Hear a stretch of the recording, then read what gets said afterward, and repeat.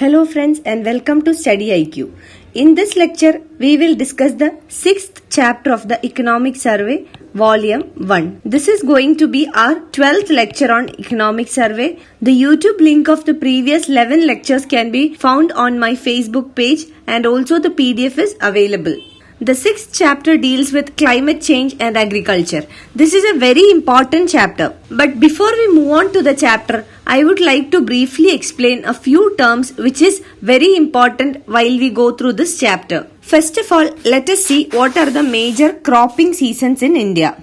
We have 3 major cropping seasons. First one is the Kharif season, second is the Rabi, and third is the Zaid season. Coming to the Kharif season, it starts from July and ends till the October. This is during the southwest monsoon. So if we look at the months, we will understand during this period we have the southwest monsoon, and therefore the crops that are grown during this Kharif season is known as the monsoon crops, which means that these crops need plenty of water. Water requirement of these crops are very high. Examples of crops grown during this season are rice, cotton, maize, oil seeds, sorghum, etc. So if we look at these crops, we will understand that these crops are water intensive crops. Now coming to the second cropping season, that is the Rabi season. The Rabi cropping period is from the month of October to March. So look at these months. These are the winter months. So these crops are grown during the winter months, and therefore we can say that these crops need cold weather in order to grow. So coming to the speciality of these crops, they need cold weather and also they need only less water. Water requirement is less for these crops. Example of such crops are wheat, barley, oats, pulses, etc. So these are Rabi crops. Coming to the third cropping season, that is the Zaid season. Zaid season is between the Kharif and the Rabi. So we can say that it is from the month of March to June. Some vegetables, seasonal fruits, etc. these are grown during the Zaid season. So if we look at the speciality of Zaid crops, these are grown during March to June, where this is the summer season. So during this season, the days are long. These crops, this vegetable, seasonal fruits, these crops needs longer days for the flowering process. So these are the 3 major cropping seasons in India. Next, let us see what is minimum support price. Minimum support price or the MSP. This term is often heard in connection to agriculture. So let us see what it is. This is the agricultural product price set by the Government of India. So what is the purpose of minimum support price? Minimum support price guarantees minimum profit to the harvest of the farmers.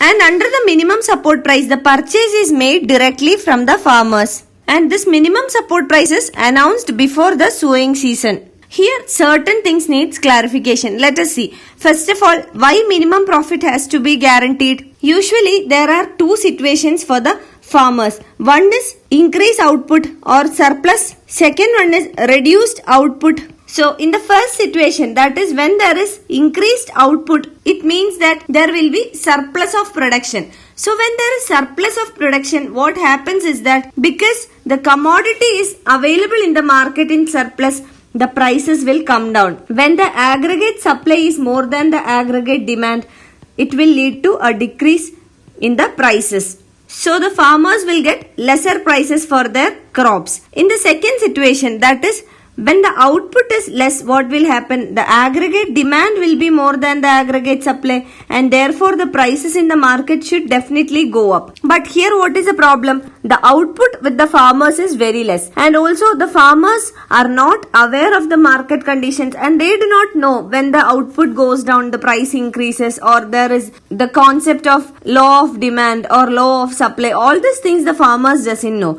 They will be trapped by the middlemen. So agriculture is in the informal sector, and we also have a very long supply chain, which means from the farmer to the plate, it takes a lot of people and places involved. So what really happens is that the farmer who is unaware of all these facts, they will be trapped by the middleman saying that your output is less, so you are getting only a lesser price for your commodity. So this is what happens with the farmer. So we know that when the aggregate demand is more than aggregate supply, the price will increase, but the farmers will not be aware of that fact and they will be cheated by the middleman. So in these two situations, when the output is more or when the output is less, the farmers will be in the paradox of poverty.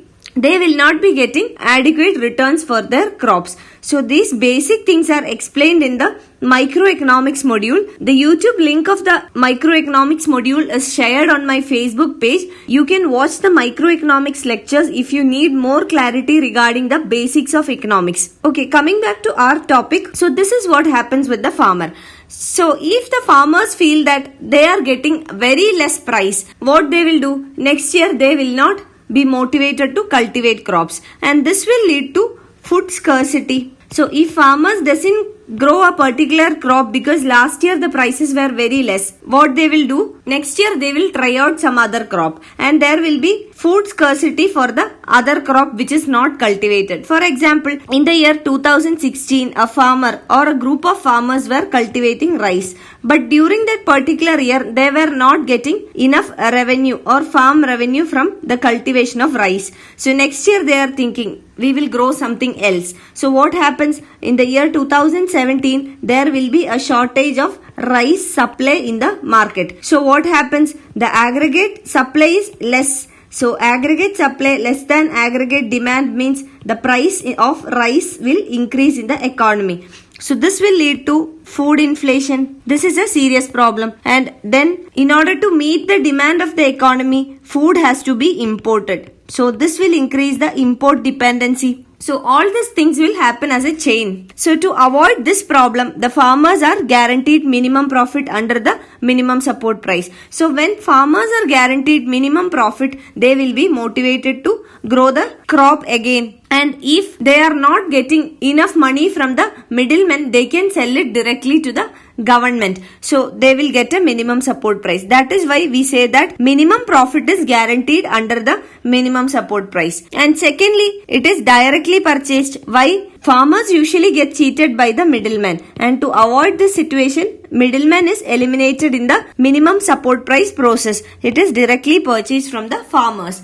And thirdly, this MSP is announced before the sowing season, because we said that this is to motivate the farmers to grow a particular crop which is in shortage in the economy or which needs to be grown. So for that reason, this is announced before the sowing season itself. So in short, we can say that minimum support price has twin objectives. One is to support the farmers and second one is to support the consumers. How does it support the consumers? When adequate food grains are available in the market, this will ensure stability of prices. So this will not lead to food inflation. So when there is stability of prices, the consumers are in the advantage. So farmers are benefited, also the consumers are benefited out of the minimum support price.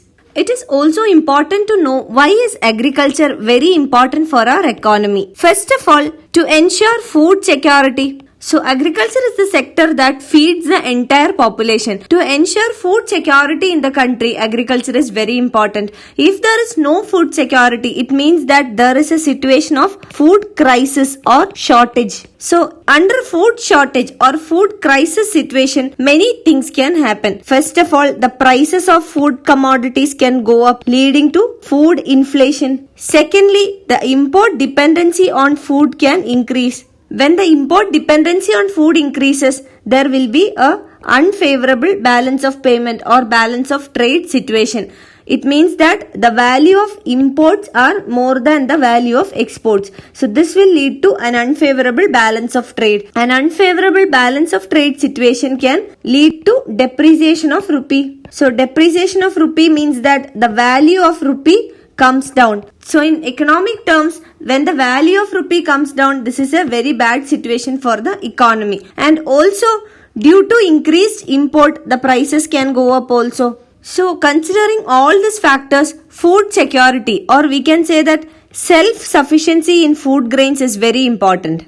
if we look at the 1960 to 65 period, we will see that there were acute food shortages because of drought. So because of drought, the productivity was very less, and during those times we were highly dependent on imports for our food requirements, and this had very negative impact on the economy. And the following 5-year plan after this drought period, the aim of the 5-year plan itself was self-sufficiency in food grains. So attaining self-sufficiency in food grains is very important. Secondly, agriculture contributes to economic development of the country. We can say that this is through GDP contribution. Agricultural sector contributes around 16% of the GDP. And coming to the employment opportunities it offers, around 49% of Indian population is directly engaged in agriculture and allied activities. So we can say this is a source of livelihood for the majority of population, especially in the rural India. So agriculture is the backbone of economic activities in the rural India. So considering all these factors, agriculture is very important. But what are the main problems with agriculture in India? First one is lesser technological advancement, or we can say that there is a lack of technological advancement. And second is lesser productivity. So these two are the main issues in Indian agriculture. There is lesser technological advancement, which means that we are less dependent on technology for irrigation. For everything that is involved in agriculture, like sowing, harvesting, everything, we are lesser dependent on technology. So if we can increase the technological capacity in agriculture, this can definitely lead to increase in productivity as well. So productivity is less due to many other factors like fragmented land holdings, lesser use of technology, poor quality of fertilizers, pesticides, etc. So these are the two major problems. All these things we will see in detail in this chapter, but I am trying to give an introduction because once we move on to the chapter, you must have a clarity regarding all these basic things so that it is easy for you to understand the module. Now coming to the 6th chapter. This chapter tries to understand or correlate the relationship between agriculture and climate change. How climate change impacts agriculture. So this chapter tries to draw a relationship between temperature, rainfall and crop production. So one key finding is that the impact of temperature and rainfall is felt in the extreme. That is, when the temperatures are higher, rainfall is significantly lower and the number of dry days, that is days without rainfall, they are high. So this is the relationship. With an increase in temperature, rainfall comes down and therefore the dry days goes up. And we know that Indian agriculture is mainly dependent on monsoon or rainfall for the irrigation purpose. And we have already seen what are the cropping seasons. And under the kharif crops, we have seen that the kharif crops are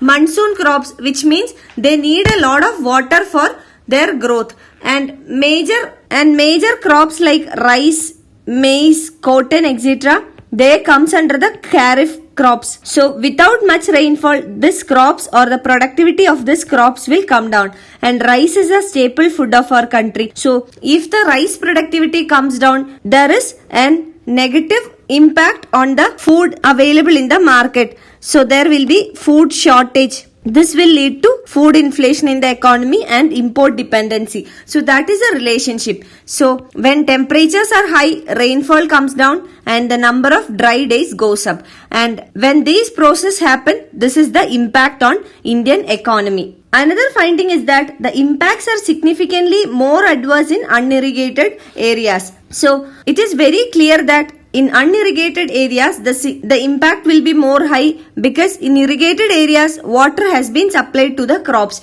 But in unirrigated areas, there is no water available for the crops to grow. So the situation will worsen, the productivity will come down. With an increase in temperature, decrease in rainfall and increase in number of dry days, that is because of climate change, this can affect the agricultural productivity. So with the climate change can reduce the annual agricultural income in a range of 15% to 18% in the normal case, and when it comes to unirrigated areas, it is 20 to 25%. So the agricultural productivity will come down by 20 to 25% in unirrigated areas. And most of the Indian farms are unirrigated. So what is required in order to overcome this problem?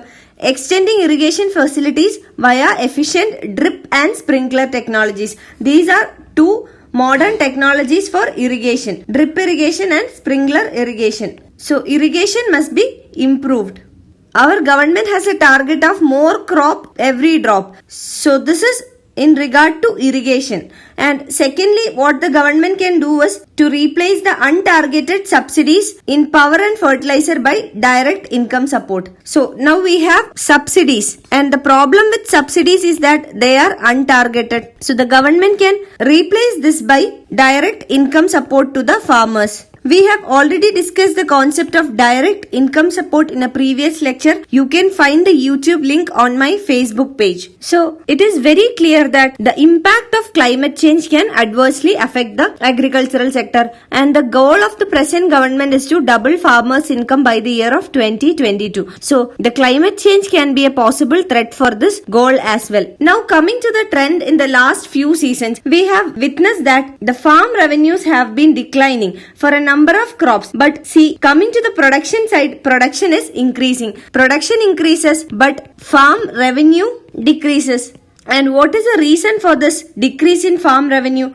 The market prices are less than the MSP. So we have seen what is MSP, minimum support price. This is the price given by the government. And what is market prices? The prices that is available for the crops in the market. So when we say that the market prices are less than the MSP, it means that it is too low. MSP is only a marginal profit. The government is giving a marginal profit on the harvested food commodities. But when we say market price is much low, means the situation is very worse. And again see, therefore the farm revenues are very less. Here we must look back at the concept of paradox of poverty of farmers, which we have already discussed. See, under paradox of poverty of farmers, we said there are two situations. The first situation where the output is high. So here also the same situation. The output is high, increasing production. There is increasing production in the farms. But what is the problem? Farm revenues are less. What is the reason? When the output is more, when the production is more, there will be an increase in aggregate supply over the aggregate demand, and therefore the prices will come down because there is more supply than the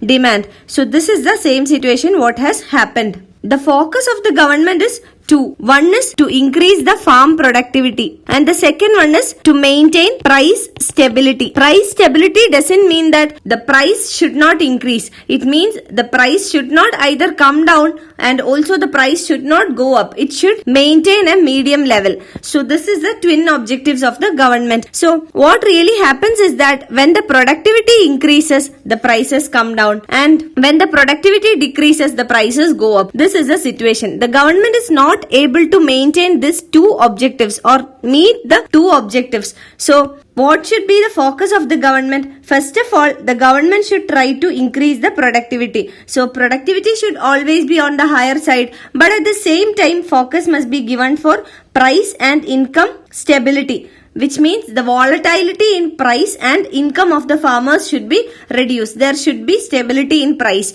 So only when there is stability in prices, the farm revenues will be stable. There will be stable income for the farmers as well. So these two objectives must go hand in hand, and these two must be met in order to attain economic prosperity with regard to agriculture. See, shortages of water and land, deterioration in soil quality, climate change induced temperature increases, rainfall variability, all these are possible threats to the agriculture. So it is very important that we analyze the effects of climate change in agriculture. So in this chapter, we will be going to analyze the effect of climate change in Indian agriculture, how we can overcome these challenges, and also what are the policy lessons for India. So this is what is going to be discussed in this chapter. You can find the YouTube link of the previous economic survey lectures on my Facebook.